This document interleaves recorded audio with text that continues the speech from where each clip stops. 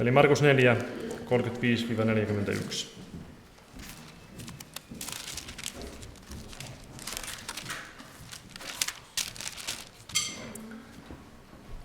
Jeesus tyynnyttää myrskyn. Samana päivänä illan tultua Jeesus sanoi opetuslapsille, lähtekäämme toiselle rannalle. He lähettivät kansan luotaan ja lähtivät Jeesuksen kanssa veneellä, jossa hän jo oli. Myös muita veneitä oli hänen matkassaan. Pian nousi kova myrsky ja aallot syöksyivät veneeseen niin, että se oli täyttymäisillään. Jeesus nukkui veneen perässä nojaten pään aluseen. Opetuslapset herättivät hänet ja sanoivat, opettaja, etkö välitä siitä, että me hukumme? Herättyään hän nuhteli tuulta ja sanoi järvelle, vaikene, ole hiljaa. Niin tuuli asettui ja tuli aivan tyven. Hän sanoi heille, miksi te olette peloissanne, eikö teille vieläkään ole uskoa? Heidät valtasi suuri pelko ja he sanoivat toisilleen, kuka tämä oikein on, kun tuuli ja merikin tottelevat häntä. Sitten toinen pätkä Danielin kirjasta, luvusta 3, jakeet 8-25. Danielin 3 toveria tulisessa pätsissä.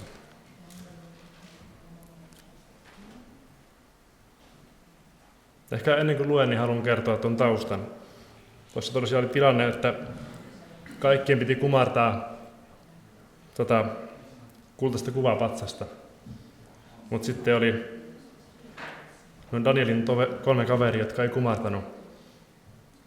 Ja siitä seurasi sitten tapahtumia, jotka nyt tässä tulee ilmi, kun luen tämän pätkän. Silloin astui heti kaldealaisia miehiä esiin syyttämään juutalaisia. He sanoivat kuningas Nebukadnessarille, eläköön kuningas ikuisesti. Sinä, kuningas, olet antanut käskyn, että jokaisen, joka kuulee torven, huilun, sitran, harpun, luutun, säkkipillin ja kaikkien muiden soittimien äänen, on heittäydyttävä maahan ja kumarrettava kultaista kuvapatsasta. Jos joku ei heittäydy maahan ja kumarra, hänet on heitettävä tuliseen pätsiin. Täällä on juutalaisia miehiä, Sadrak, Meesak ja Abednego, joiden hoidettavaksi sinä olet antanut Baabelin maakunnan hallinnon. Nämä miehet eivät välitä sinun käskystäsi. He eivät palvele sinun jumaliasi, eivätkä kumarra kultaista kuvapatsasta, jonka sinä olet pystyttänyt. Silloin Nebukadnessar vihan vimmassa käski tuoda eteensä Sadrakin, Meesakin ja Abednegon. Kun nämä miehet olivat kuninkaan eteen, Nebukadnessar sanoi heille, tieten tahtoinko te, Sadrak, Meesak ja Abednego, ette tahdo palvella minun Jumalaani, ettekä kumartaa kultaista kuvapatsasta, jonka minä olen pystyttänyt. Mutta jos te nyt siinä silmänräpäyksessä, kun kuulette torven, huilun, sitran, harpun, luutun, säkkipilin ja kaikkien muiden soittimien äänen, olette valmiit heittäytymään maahan ja kumartamaan patsasta, jonka minä olen teettänyt, niin hyvä. Mutta ellette kumara, teidät heidetään heti paikalla tuliseen pätsiin. Ja kuka on se Jumala, joka pelastaa teidät minun käsistäni? Sadrak, Meesak ja Abednego vastasivat kuninkaalle. Nebukadnessar, tähän meidän ei tarvitse vastata sinulle sanallakaan. Jos käy niin kuin olet sanonut, voi meidän Jumalamme, jota me palvelemme, kyllä pelastaa meidät tulisesta pätsistä, ja hän pelastaa myös sinun käsistäsi, kuningas. Ja vaikka ei pelastaisikaan, niin tiedä se kuningas, että me emme palvele sinun jumaliasi, emmekä kumarra kultaista kuvapatsasta, jonka olet pystyttänyt. Silloin Nebukadnessar tuli täyteen kiukkua Sadrakia, Meesakia ja Abednegoa kohtaan, ja hänen hahmonsa muuttui. Hän antoi käskyn, että pätsi oli kuumennettava 7 kertaa kuumemmaksi kuin tavallisesti. Sitten hän käski sotajoukkonsa vahvimpien miesten sitoa Sadrakin, Meesakin ja Abednegon ja heittää heidät tuliseen pätsiin. Niin heidät sidottiin takkeineen, housuineen, päähineineen ja muinen vaatteineen ja heitettiin tuliseen pätsiin. Kun nyt kuninkaan käsky oli näin ankara ja pätsi oli kuumennettu kovin kuumaksi, tulen liekki tappoi miehet, jotka veivät ylös Sadrakin, Meesakin ja Abednegon. Mutta nämä 3 miestä suustuivat sidottuina tuliseen pätsiin.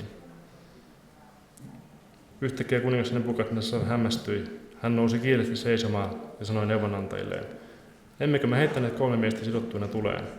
He vastasivat, niin on, kuningas. Hän vastasi, nyt minä kuitenkin näen 4 miestä, jotka kävelevät vapaana tulessa, eivätkä ole vahingoittuneet. Se 4. on näältään kuin Jumalan poika.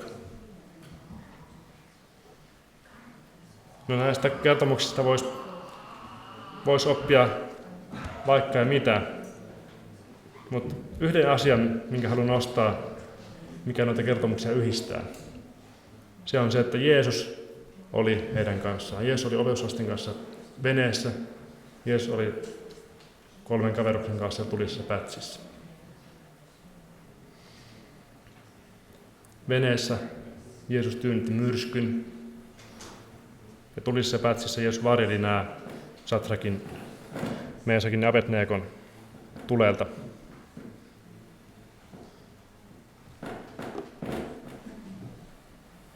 Ja nyt kun on, en tiedä onko se tämä mikä ratisee, mutta hyvän sanomaan iltani, hyvä sanoma on se, että evankeliumi ei rajoitu ainoastaan siihen, että me päästään taivaaseen, vaan evankeliumiin kuuluu myös se, että Jeesus on meidän kanssa jo tässä ajassa. Niin kuin Jeesus oli tuolla veneessä, niin kuin Jeesus oli siellä pätsissä, niin Jeesus on sinun ja minun kanssa. Tässä ja nyt.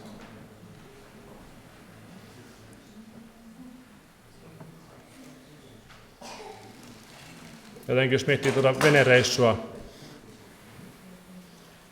missä opetuslapset Jeesus oli, niin voisin kuvitella, että opetuslapset oppi siitä sen, että ei tarvitse pelätä, koska Jeesus on meidän kanssa.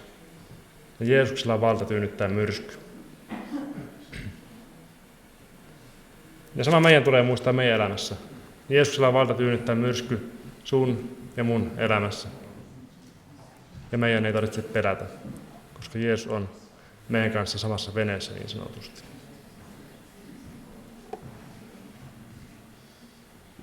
Matteus 28 luvun lopussa lähetyskäskyn päätteeksi Jeesus sanoo opetuslapsilleen näin. Ja katso, minä olen teidän kanssanne joka päivä maailman ajan loppuun saakka. Ja nuo sanat, että Jeesus on meidän kanssa joka päivä maailman ajan loppuun asti, niin on voimassa tänäänkin. Meille, jokaiselle. Kun me seurataan häntä, niin hän tietää, että hän on meidän kanssa. Siellä myrskyssä ja siellä pätsissä, mitä meidän elämään voi tulla, niin Jeesus on. Jeesus voi tyynnyttää myrskyn nuhdella tuulta meidän jokaisen kohdalla. Ja se on meidän osa, mitä kukaan tai mikään ei voi viedä pois. Siihen me saadaan luottaa ihan jokaisena päivänä.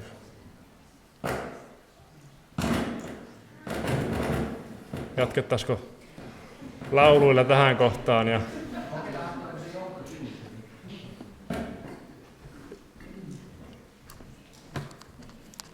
kyllä mä luulen. No joka tapauksessa musiikkiryhmä voisi tulla laulamaan 2 laulua ja kerätään uhrilahjaa ensimmäisen laulun aikana. Ja siunataan ensin tuo uhri. Kiitos Jeesus siitä, että saadaan tänäänkin meillä on mahdollisuus antaa omastamme Jeesus sun valtakunnan työhön. Ja saadaan pyytää, että siunaat jokaista antaa Jeesus ja annat oikein sen, mitä me kylvetään, niin tuolla meidän elämään siunaukseksi Jeesus. Niin kuin sä oot sanassa sanonut, että joka antaa, niin häntä siunataan Jeesus. Kiitos Jeesus, että siunaat tuon kannettavaa rahalahja Jeesus sun nimessäsi. Aamen. Ja tosiaan näiden 2 laulun jälkeen sitten päästetään Tuomas tänne irti.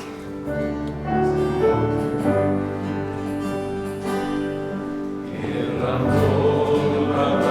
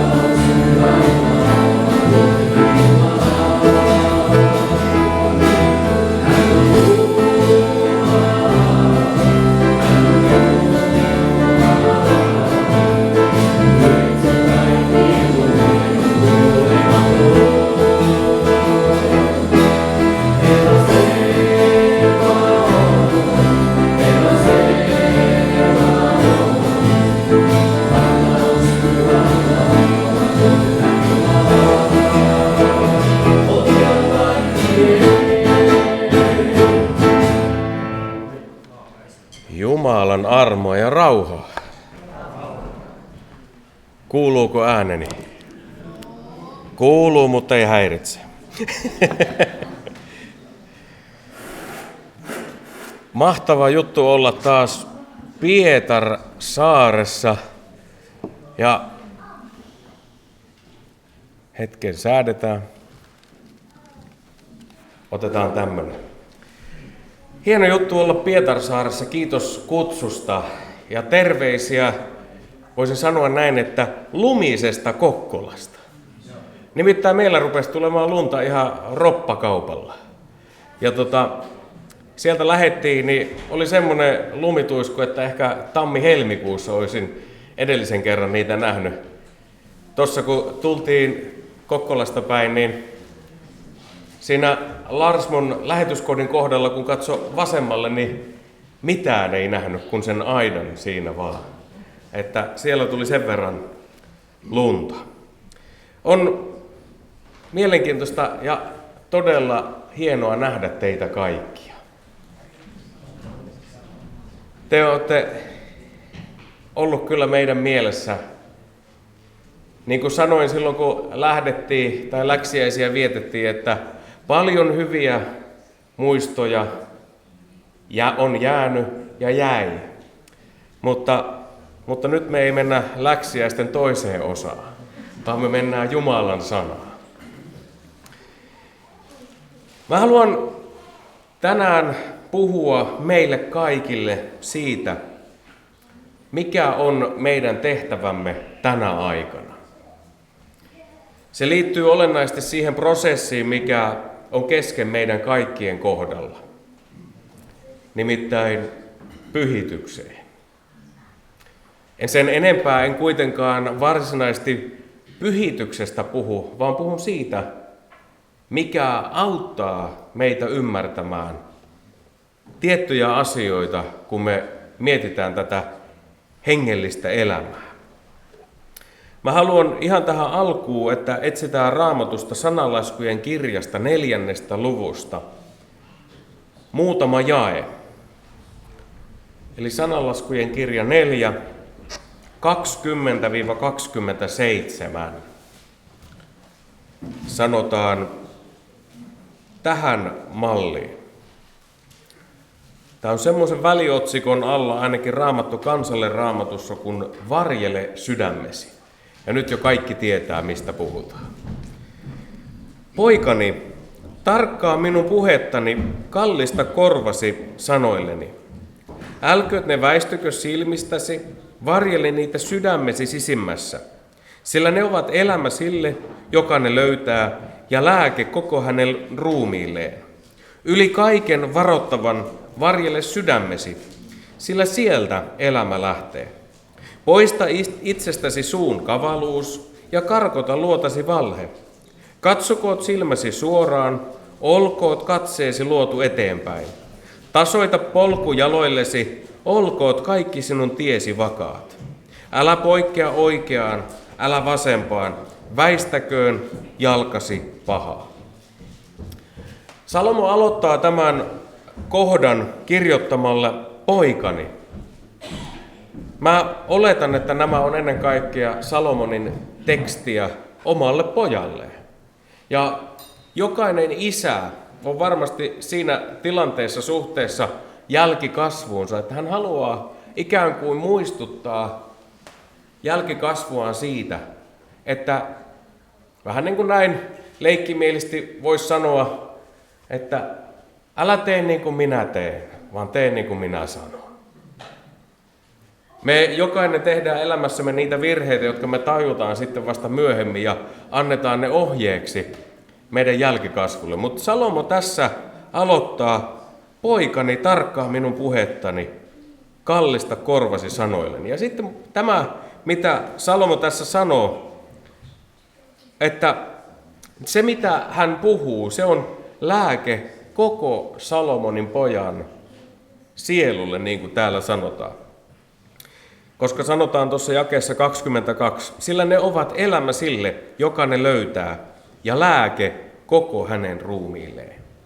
Ja me tiedetään, missä asemassa Jumalan sana on meihin uskoviin. Jos me ravitsemme itseämme Jumalan sanalla, me tiedetään, että se ei mitään huonoa saa aikaan, vaan se saa aikaan sitä kasvua, mitä meissä tulisikin sanan saada aikaan. Eli Jumalan sana, se antaa meille lääkettä koko meidän kehollemme, koko meidän elämällemme ja ruumiillemme. Mä ajattelen Salomon olevan merkittävässä roolissa jokaiselle meille ihan opettajana, koska kun luetaan Raamatusta 1. kuningasten kirja 3, 4-15, siellä kerrotaan siitä Jumalan mielen mukaisesta pyynnöstä, mikä Salomolla oli. Muistatko, mikä oli tuo tilanne? Jumala tulee Salomon kanssa keskustelemaan ja kysyy, tai sanoo, että voit pyytää multa aivan mitä haluat. Ja minä annan sen sinulle. No, kun Salomo oli mies, joka halusi ennen kaikkea ymmärtää asioita, niin hän ei pyydäkään sitä, että anna mulle maailman rikkauksia. Anna mulle sitä, millä mä saan arvonantoa tämän ihmismielen silmissä. Vaan anna mulle sitä, että mä saisin viisaan sydämen. Mä oikeastaan käännän sen tosta, niin ei tuu puhuttua ihan puuta heinää. Nimittäin se on hienosti täällä sanottu.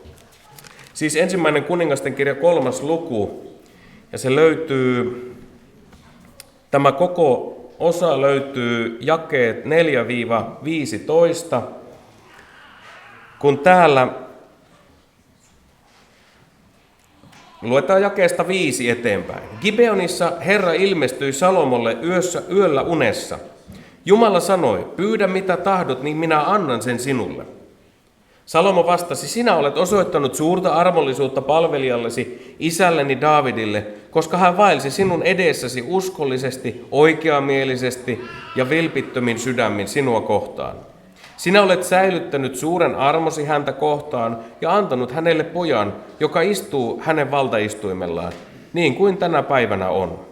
Oi Herra, minun Jumalani, sinä olet tehnyt palvelijasi kuninkaaksi isäni Daavidin sijaan. Mutta minä olen kuin pieni poika, en osaa lähteä enkä tulla.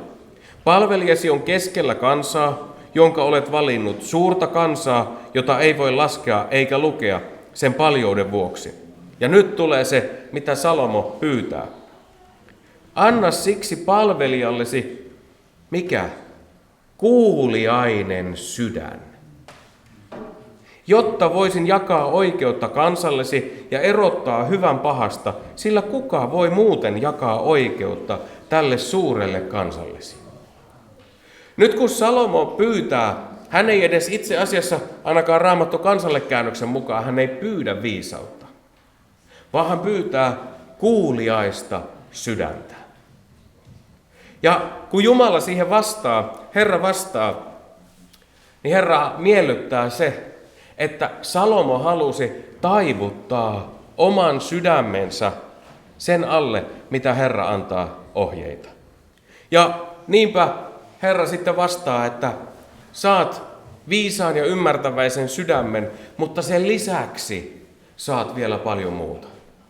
No nyt kun me ajatellaan Salomoa miehenä, niin mä ajattelen näin, että jo sen vuoksi hän on meille oiva opettaja siinä, koska hän ei halunnut maallista kunniaa, vaan hän halusi sitä, mikä oli Jumalan edessä arvokasta.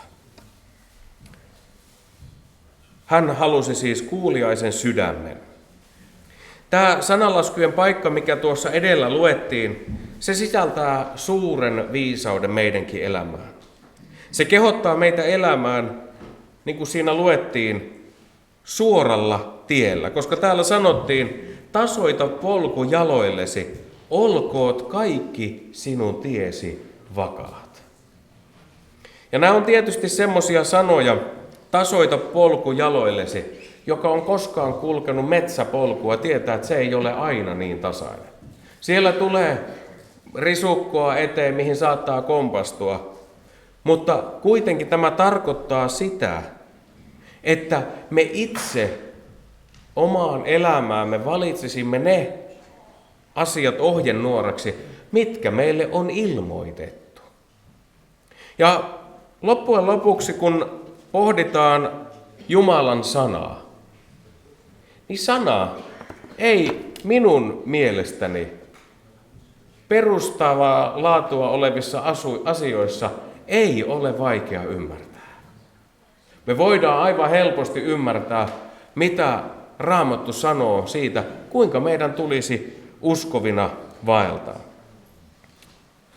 Kun tässä jakeessa 24 sanotaan tätä sananlaskujen kirjan kohtaa, että poista itsestäsi suun kavaluus ja karkota luotasi valhe. Täytyy sanoa, että ne on sellaisia asioita ihan meidän varmasti jokaisen kohdalla. Varsinkin, niin kuin me nyt toinen toisiamme tunnemme, niin suun kavaluus. Eikö ole aika helppo osoitella muita ja sanoa, että mitä se tolla lailla tuokin luulee tekevänsä ja olevansa? Eikö se ole aika helppoa? Mutta kuitenkin, kun me luetaan Jumalan sanaa, Raamattua, me huomataan, että niin monessa kohdassa tulee esille se, että ne on niitä asioita, joiden mukaan meidän ei tulisi sanoja käyttää. Henkilö, joka on kavala ja valheellinen, niin mä oon huomannut, että hänen on oikeastaan koko ajan mietittävä, mitä hän puhuu missäkin tilanteessa. Koska jos hän puhuu valhetta, vaikka jossakin yleisessä keskustelussa, niin hän joutuu miettimään, että mitä hän sanoo. Koska se valhe saattaa tulla häntä vastaan jossakin nurkan takana, jossakin tilanteessa. Ja te tiedätte, me kaikki hyvin tiedetään, millaisessa arvossa on sellaiset ihmiset, jotka puhuu valhetta. On ihan sanomattakin selvää, että kun he puhuu valhetta, heihin ei voi luottaa. Ja nyt sananlaskujen kirja antaa meille niin äärimmäisen hyvän ohjeen, että poista luotasi suun kavaluus ja valhe. Ja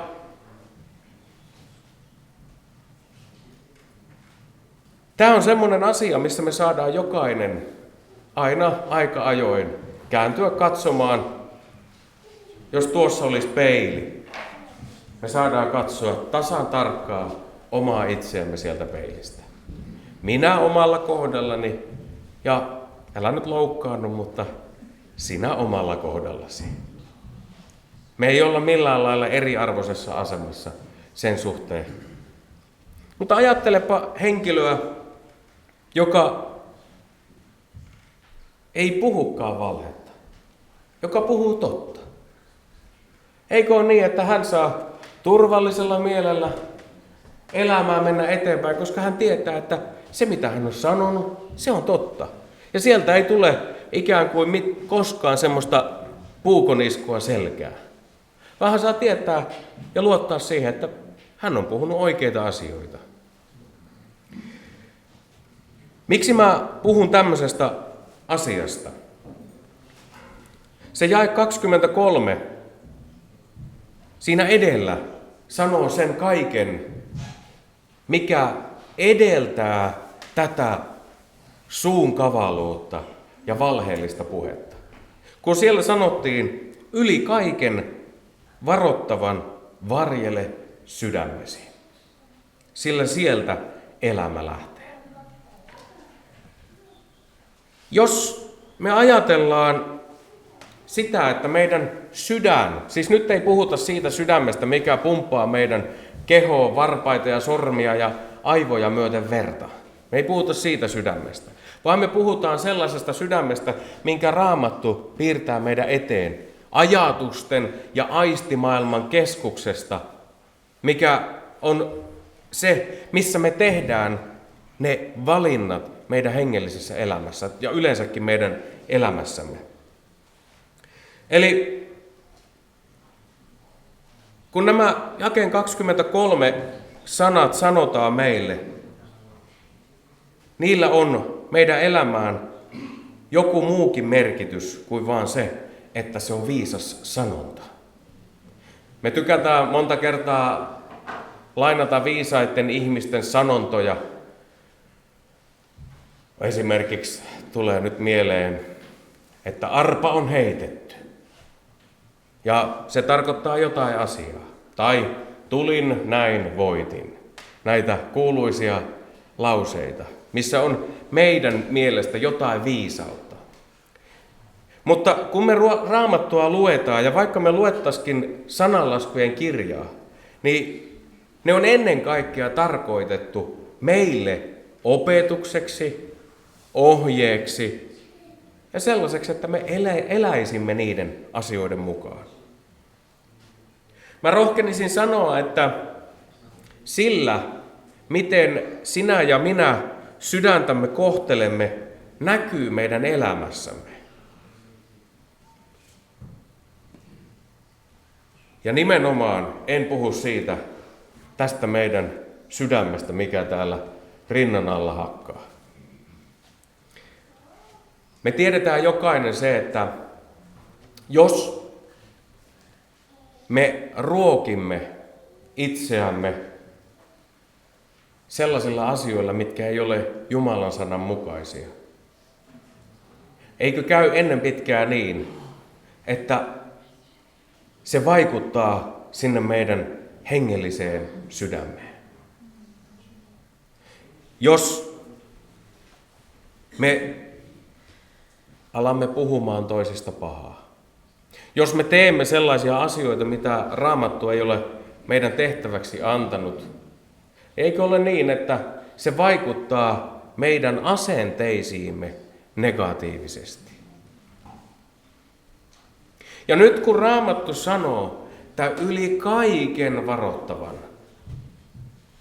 varjele sydämesi. Edes poliisia ei tarvitse pelätä niin paljon kuin se, että sä varjelet oman sydämesi. Poliisikin on aika raju kaveri tietyissä tilanteissa. Edes karhua ei tarvitse pelätä niin paljon.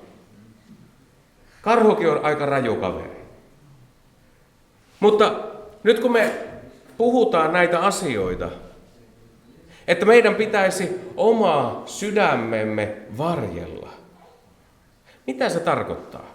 Se asettaa meidät jokaisen, joka ollaan Jumalan sanasta joskus jotain luettu ja ollaan tultu uskoon. Se asettaa sille paikalle, me ollaan suunnattoman suuressa vastuussa siitä, mitä meidän sydämessä on.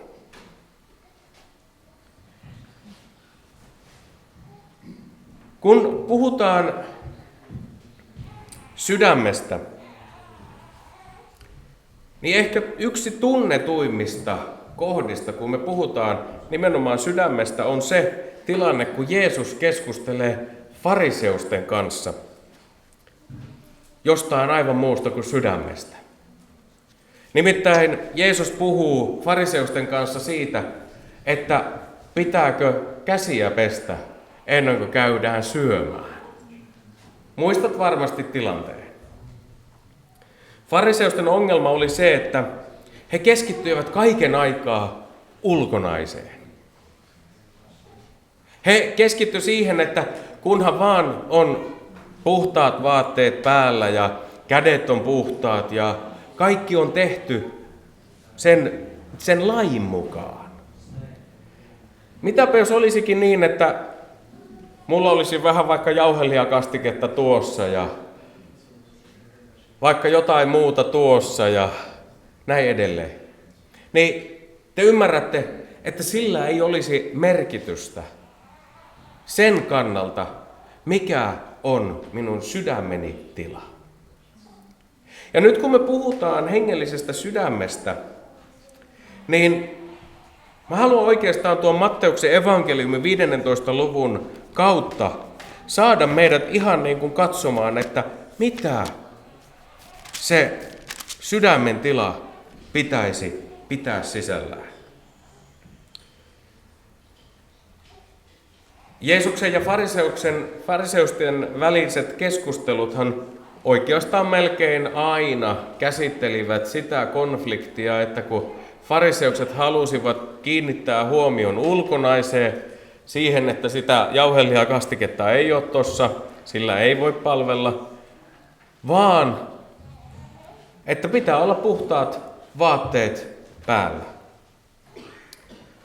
No, se on tietysti ihan sanomattakin selvää, että näin on hyvä toimia, että meillä on puhtaat vaatteet päällä, koska se kertoo siitä, että miten me elämäämme elämme. Mutta Jeesus, kun hän puhuu, niin hän kiinnittää huomionsa aina sisimpään. Hän ei koskaan kiinnitä huomiota siihen, mikä on ulkonaisesti oikein, vaan siihen, mikä on sisäisesti oikein. Ja täällä Matteuksen evankeliumin 15. luku, jakeet 17-20 sanoo näin. Ettekö käsitä, että kaikki se, mikä menee suusta sisään, menee vatsaan ja se ulostetaan. Mutta se, mikä tulee suusta ulos, lähtee sydämestä ja se saastuttaa ihmisen. Sillä sydämestä lähtevät pahat ajatukset, murhat, aviorikokset, haureudet, varkaudet, väärät todistukset ja herjaukset. Nämä saastuttavat ihmisen, mutta pesemättömin käsin syöminen ei saastuta ihmistä. Kun pikkusen liioitellaan, eikä varmaan oikein paljon tarvitse liioitellakaan, niin voisi sanoa tällä lailla, että ei Herra ole kiinnostunut meidän kampauksista tai vaatteista. Se on totta kai tärkeää, että meillä on varsinkin jälkimmäiset. Niin kuin joku joskus sanoi, että minkälaisissa vaatteissa, niin sanoin, että asu vapaa, mutta pakollinen. Ja näin se on. Mutta se, että vaikka minä tulisin tänne juuri heränneenä, niin kuin rakas vaimoni Karoliina sanoi tuossa erään kerran kotona ihan tällä viikolla, että sinä oot kuin peikko. Te tiedätte, että kun on luonnonkiharat hiukset ja kun ne on justiin leikannut niitä eikä justiin käynyt suihkussa, niin ne sojottaa just siihen suuntaan, kun ne haluaa. Ja ei tämmöisistä asioista Jeesus ole oikeastaan kiinnostunut. Hän on kaiken aikaa kiinnostunut siitä, onko meidän sisimpämme puhdas tänään. Ja se on se, mihin meidänkin pitäisi huomio kiinnittää. Jos meidän sisimpämme ei ole puhdas, mitä siitä seuraa? Nimittäin sisäinen puhtaus on sellaista, mikä tulee esille elämässä. Meidän valintamme osoittavat, minkä mukaan me elämme.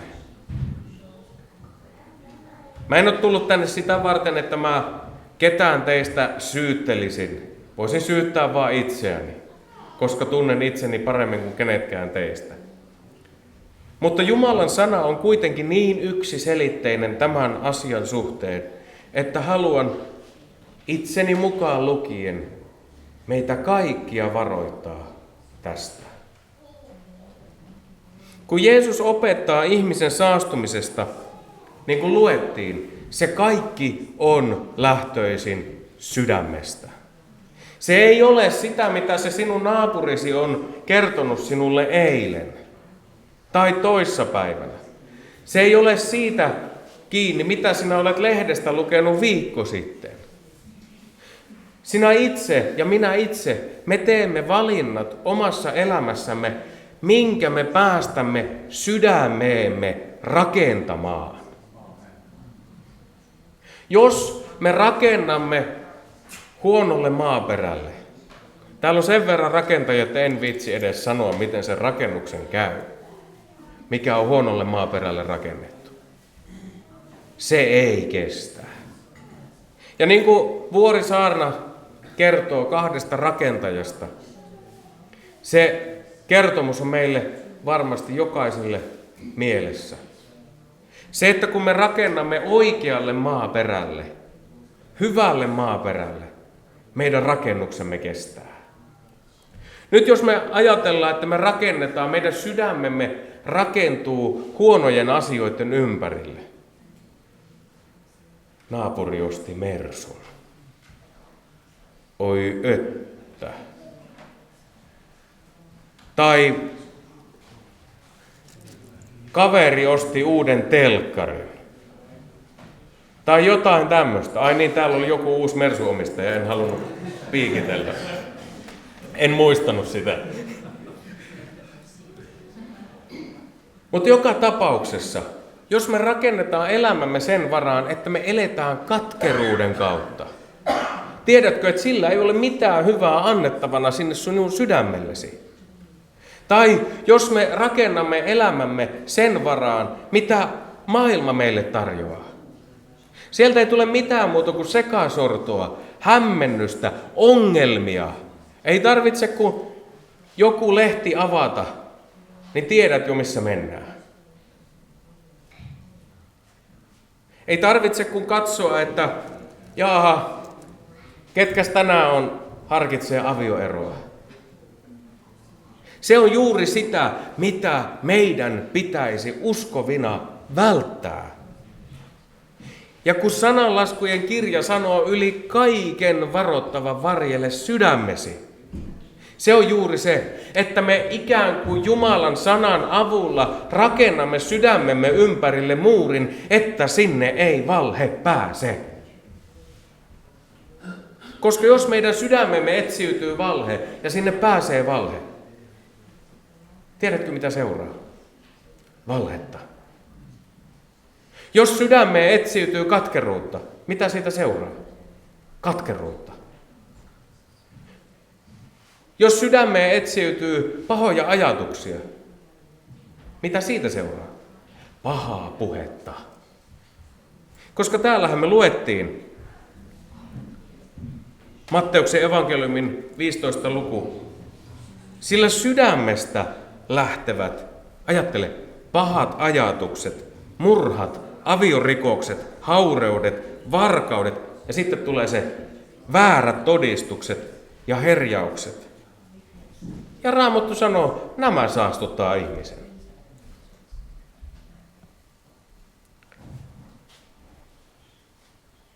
Kun Jeesus opettaa ihmisen saastumisesta, se kaikki lähtee sinun kohdallasi, sinun sydämestäsi. Ja minun kohdallani, minun sydämestäni. Se on vakava paikka. Koska me nimenomaan valitsemme itse, mitä me päästämme sydämeemme. Ja niin kuin Jeesus tuossa edellä luetussa Raamatun kohdassa sanoi, uskotko kun sanon, että kyse ei ole siis siitä, mitä sinuun on mennyt suun kautta, mitä sinä olet syönyt, vaan kyse on siitä, mikä tulee sinusta ulos. Luukkaan evankeliumin 6. luku, 43 ja 45 jakeet sanoo hienot ja tärkeät sanat. Luukas 6, 43-45. Ei ole hyvää puuta, joka tekisi huonoa hedelmää, eikä huonoa puuta, joka tekisi hyvää hedelmää.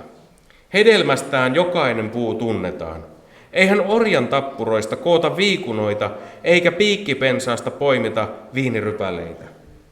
Hyvä ihminen tuo sydämensä hyvyyden varastosta esiin hyvää, ja paha ihminen tuo sydämensä pahuuden varastosta esiin pahaa, sillä sydämen kyllyydestä suu puhuu. Tässä on nyt Raamatun ihan käytännön sovellus siihen, mitä tapahtuu, kun me päästämme pahan sydämeen. Se tulee esille. Ei ole sellaista asiaa, mikä ei tulisi esille, jos me rakennamme elämämme vääriä asioiden varaan. Täällä on nyt se sana sydän, kun me luetaan tätä. Täällä sanotaan näin, jae 45. Hyvä ihminen tuo sydämensä hyvyyden varastosta esiin hyvää. Se on sitä, mitä Jumalan sana meille antaa. Ja se on palkinto siitä, voisiko sanoa palkinto, että me olemme varjelleet oman sydämemme. Siksi on niin äärimmäisen tärkeää varjella meidän sydämemme. Sieltä lähtee elämä.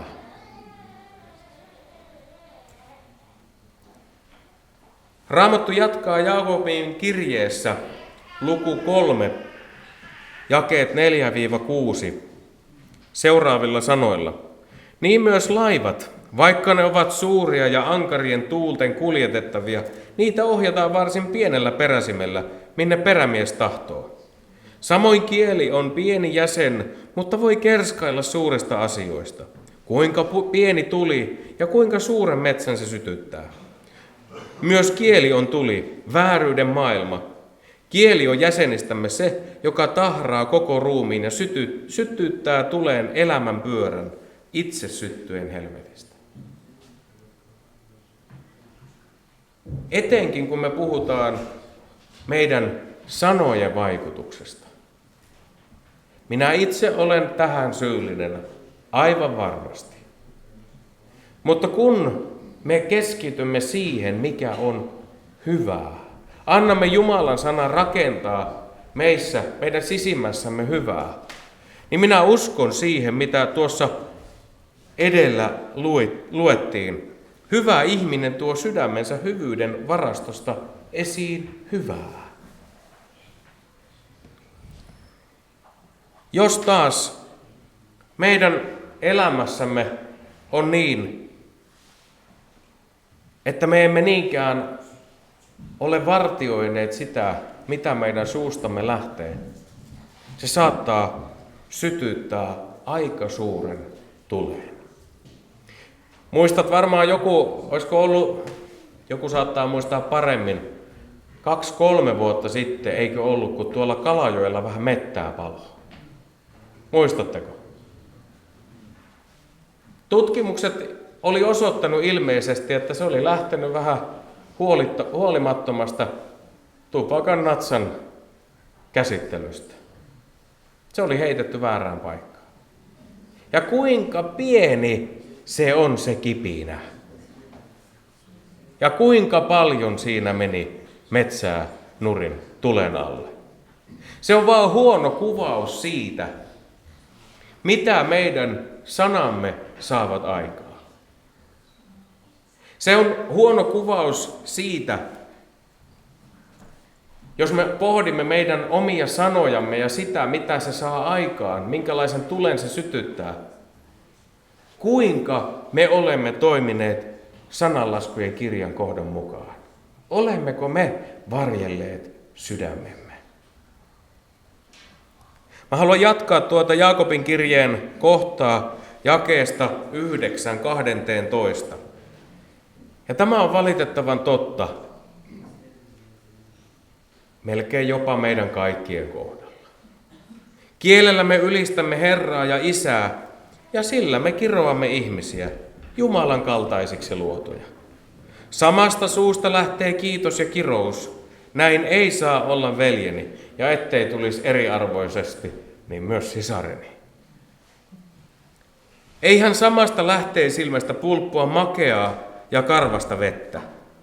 Veljeni, ei viikunapuu voi tuottaa oliveja, eikä viiniköynnös viikunoita, eikä suolainen lähde anna makeaa vettä. Hedelmästä tunnetaan puu. Jos sinulla on pihassasi puu, etkä tiedä mikä puu se on, kun se ensimmäiset hedelmänsä tekee, niin sen jälkeen sinä tiedät, mikä puu se on. Onko se päärynäpuu vai appelsiinipuu vai mikä lie? Vai omenapuu? Jos puussa virtaa huono vesi, ei hedelmäkään ole hyvä. Ihan samalla tavalla, jos me emme ole varjelleet sydäntämme pahan lähteiltä, ei meidänkään hedelmämme ole hyvä. Mä haluan muistuttaa meitä kaikkia siitä, että meillä jokaisella on vastuu siitä, että me varjelemme sen oman sydämemme. Ja meillä on vastuu myös siitä, mitä me puhumme, miten me toimimme, miten me elämme. Sanat on tietysti vain yksi osa-alue, ja niitä on muitakin. Minua aina vaan uudelleen ja uudelleen hätkähdyttää Jaakobin kirjeessä se kohta, kun siellä sanotaan, että teidän tähtenne. Siis Jaakob kirjoittaa ulospäin, ja minä ajattelen niin, että me uskovat tänä aikana, me olemme ikään kuin sen tekstin vastaanottajia. Eli meidän tähtemme tulee Jumalan nimi pilkatuksi.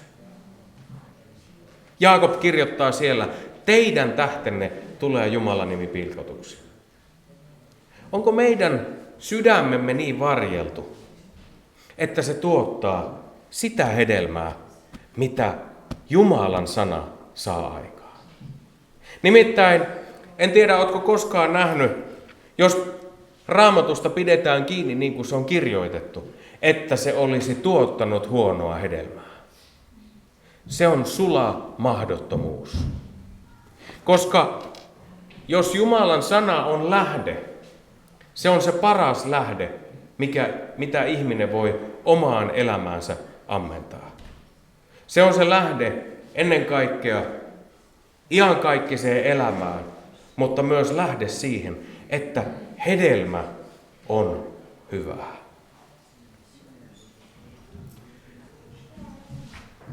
Tänäänkin meillä on mahdollisuus siihen, että ollaanpa me tehty mitä asioita tahansa.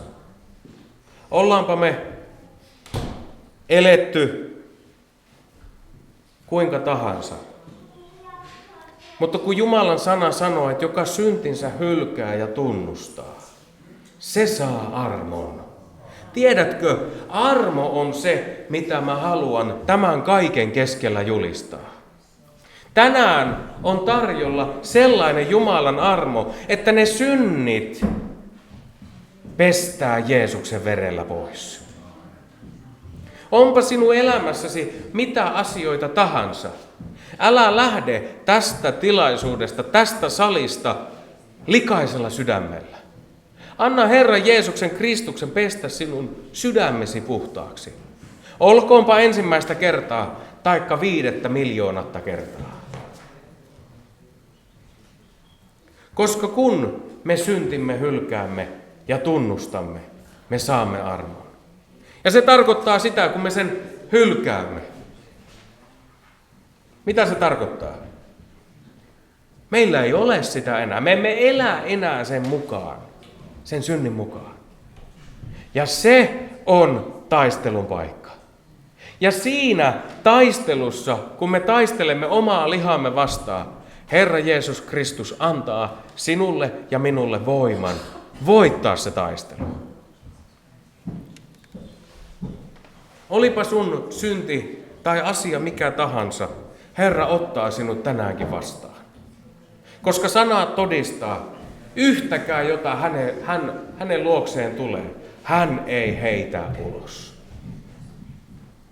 Herra haluaa hoitaa sinua ja hän haluaa auttaa sinua sinun asioissasi. Aamen. Nyt me rukoillaan. Kiitos rakas taivaan Isä siitä, että Herra, sinä olet ihmeellinen. Kiitos siitä, että me emme aina edes tule ymmärtäneeksi sitä, kuinka ihmeellinen sinä olet ja kuinka suuremmoinen sinä olet. Herra, kiitos siitä, että tänäänkin sinä annat meille jälleen sen mahdollisuuden, että me saamme syntimme anteeksi. Herra, sinun veresi voima on niin suuri, että se voi pestä jokaisen synnin pois. Me kiitämme, Jeesus, sinua siitä, että sinä astuit Golgatan keskimmäiselle ristille ja vuodatit oman veresi meidän tähtemme.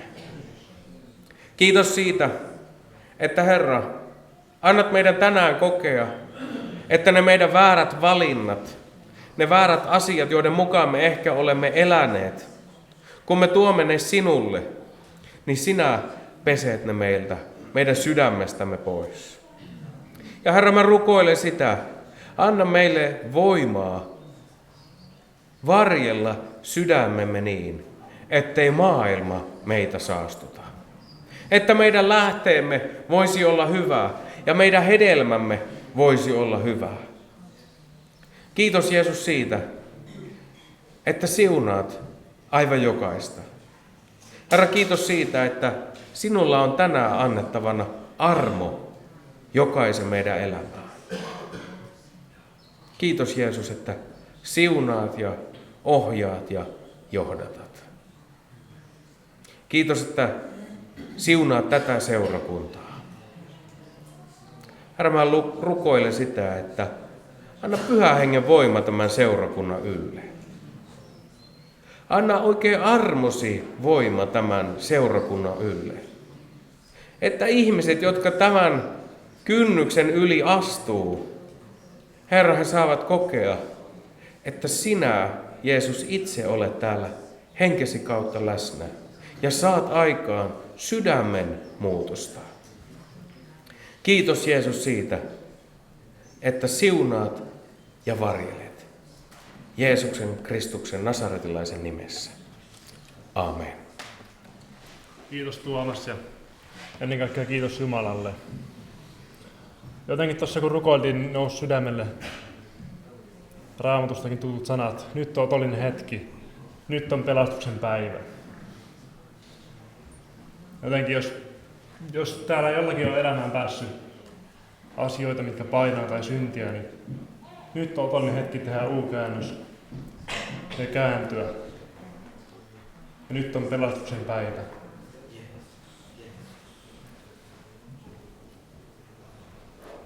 Voisi musiikkiryhmä siirtyä pikkuhiljaa tuonne lavalle ja ylistetään ja ollaan rukouksia tässä vielä. Ja jos sä tänään haluat rukousta sun puolesta, niin tuu eteen tai tuu tuonne sivualttarille, niin sun puolesta rukoillaan.